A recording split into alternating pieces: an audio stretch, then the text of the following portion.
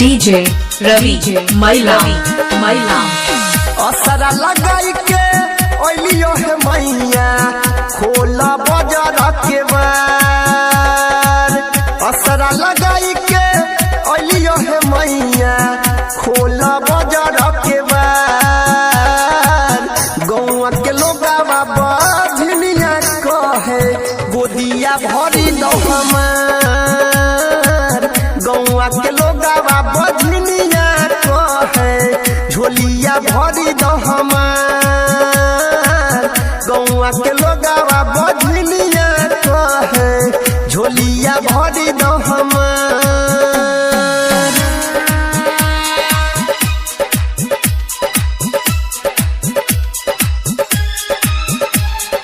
DJ Sumit Satish रैना, सुमित सतीश रैना, सुमित सतीश रैना।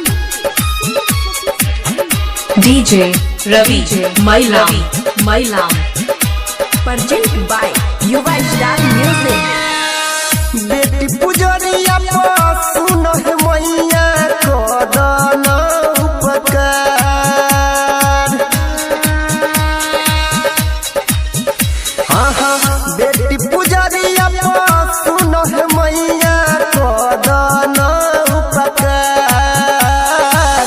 हंस टोला समाज है मैया, हंस टोला समाज है मैया गोदिया भरी दो हमार।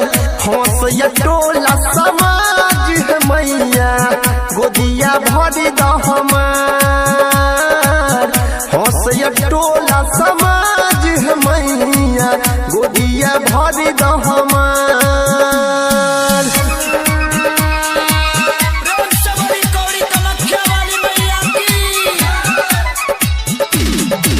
अखन अपने सब सुन रहल छी माँ दुर्गा म्यूजिक के शानदार प्रस्तुति। डीजे रवि मैलाम बाय युवा स्टार म्यूजिक।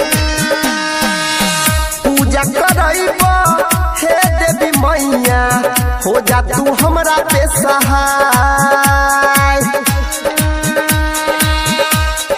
हाँ पूजा करैबो हे देवी मैया हो जा तू हमरा पे सहाय।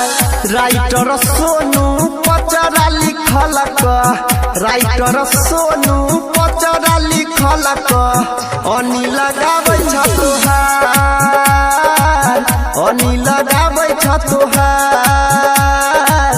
गौआ के लोगावा बजनिया कहे झोलिया भरी दो हमार। असरा लगाई के ओलियो है मैया खोला बाजार के बार।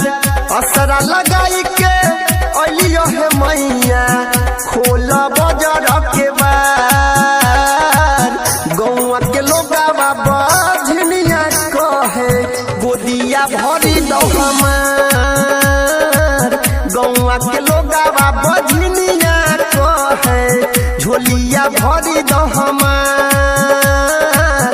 गौआ के लोगावा बजनिया कहे झोलिया भरी दो हमार। 9304627621